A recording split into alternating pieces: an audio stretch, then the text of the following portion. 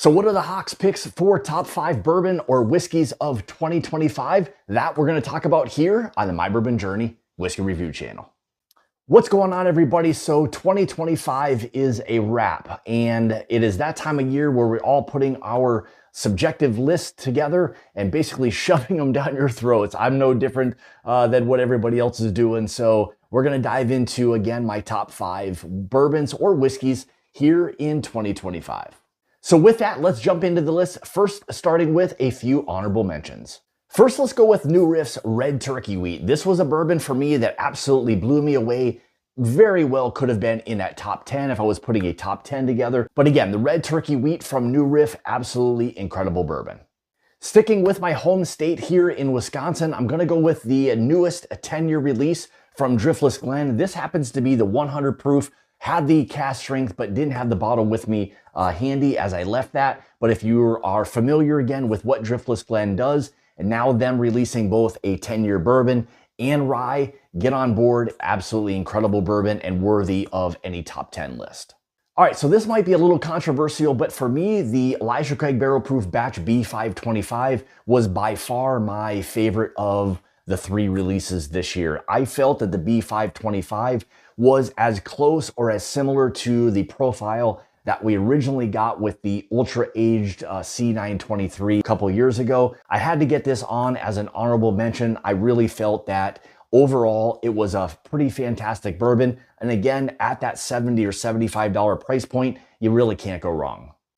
The Wild Turkey 8-year for me was an absolutely incredible bourbon.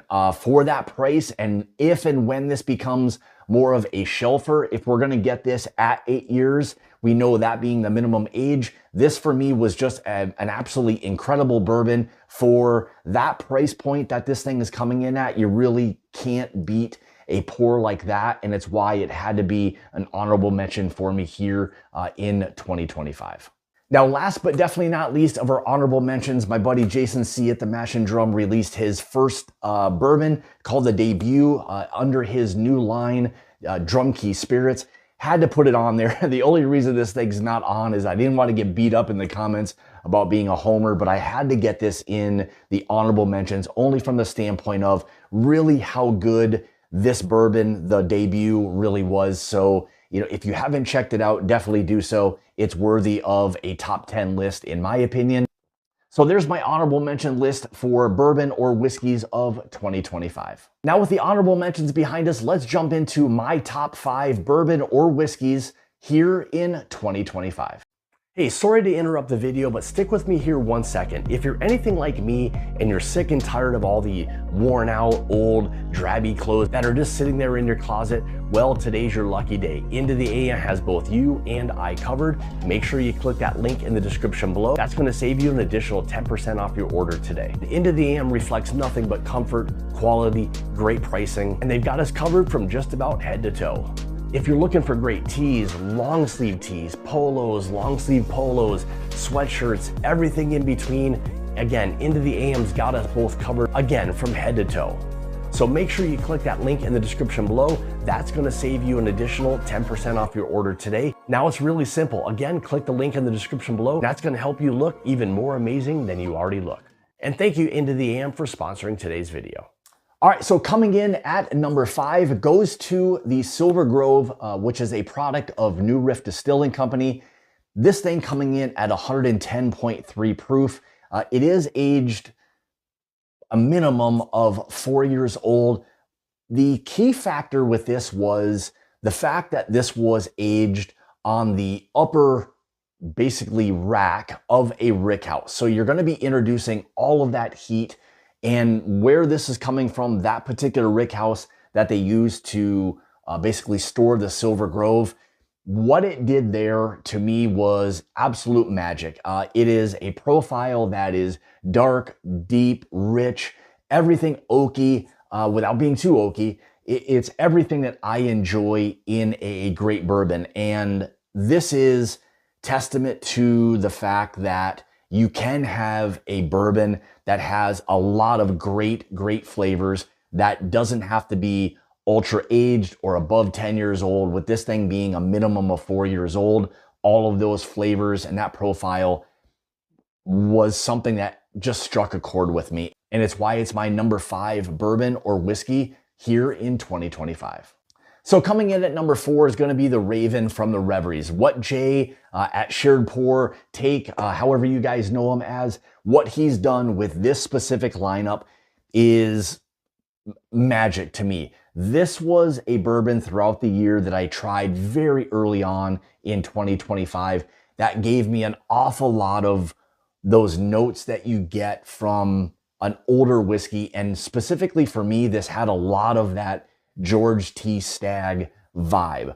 And that being in a bottle like this, that was obviously more readily available than what the Staggs and things along those lines are. Again, a little bit more difficult, but definitely you're able to get these. This just had every note that I think a lot of true bourbon drinkers really enjoy. And really throughout the year, in tasting a lot of other bourbons and whiskeys and things along those lines, this continued to shine. It continued to stand out amongst a lot of the other bourbons that I was drinking. And it's why it's my number 4 bourbon here in 2025. Now let's move on to my number 3 bourbon or whiskey of 2025.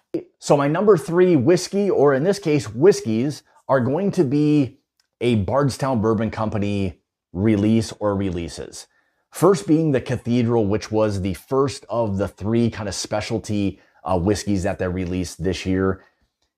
Again, it falls into that category of what it is that I truly appreciate. Dark, deep, rich, complex, great long finish, things along those lines. And the Cathedral, if you're familiar with that process, them utilizing 300-plus-year-old wood that they were using to rebuild the Cathedral of Notre Dame. This was coming in again at 110.1 proof, had all of those, again, rich, deep, dark fruits, chocolates, chocolate covered raisin, everything that I think, again, true whiskey enthusiasts really enjoy in a bourbon.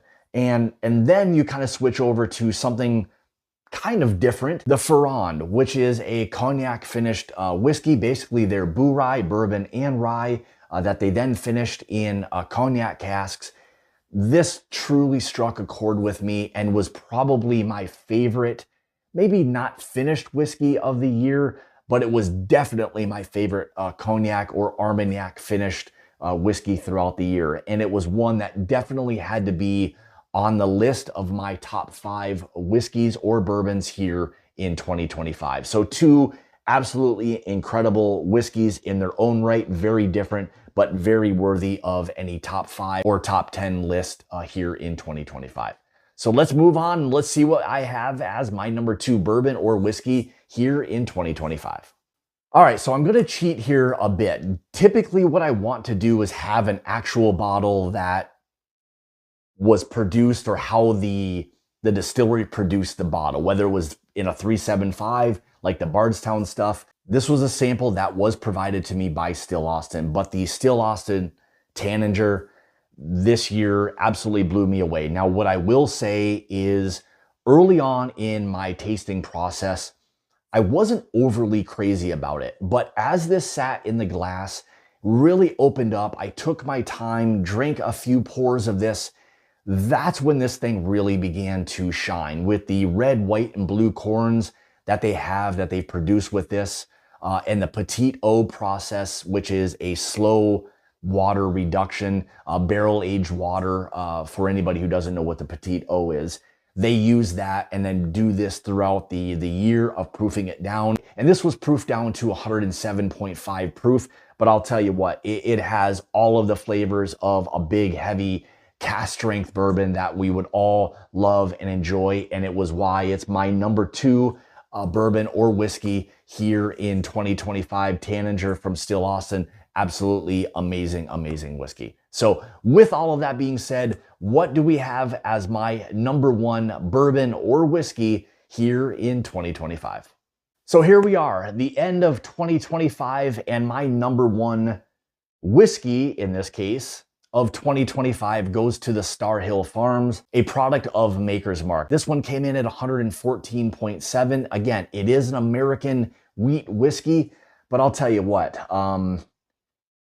early on when I was first tasting this being batch 1, truly resonated.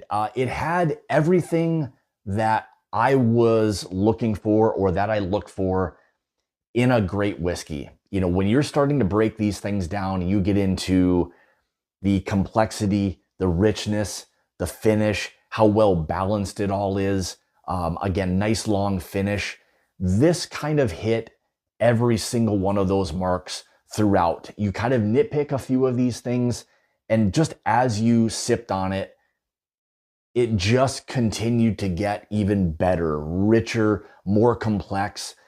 Still stayed a really, really long finish, but had everything, in my opinion, that a true whiskey drinker would enjoy. Now, with that being said, again, it is a wheat whiskey, so it does have a little bit of a different profile than you're going to get from a bourbon. But aside from that, this had everything for me. It checked every box, and it's why it was my number one whiskey here in 2025. So there we go. There are my 5, kind of 6, including some honorable mention bourbon or whiskeys here in 2025. I'll tell you what, I mean, tasting through an awful lot of great whiskeys this year. And again, if there are some things that are missing on this list, it's only because I wasn't able to get an actual bottle or a full-on sample, something along those lines. And it doesn't mean that it wasn't worthy of being on that list. That's why these things are subjective. It basically came down to whether or not I had an actual bottle or a chance to try that whiskey throughout the year. A lot of other great whiskeys that you've seen on other channels and will continue to see, but here are my top 5 whiskeys here in 2025. Thank you guys so much for all of the support, watching all of the videos throughout the year. I can't say thank you enough for all of the support. It means an absolute ton to me. So thank you for that continued support. With that being said, if you'd like to follow me, you can on Facebook and Instagram, those places at My Bourbon Journey. If you'd like to help support the channel and become part of the Mash and Journey Whiskey Club, make sure you check out that Patreon link in the description below. A lot of other great things for you guys down there as well. So with that being said, thank you again so much for tuning in. And remember, it's about the journey and not the destination. Cheers. We'll see you guys in 2026.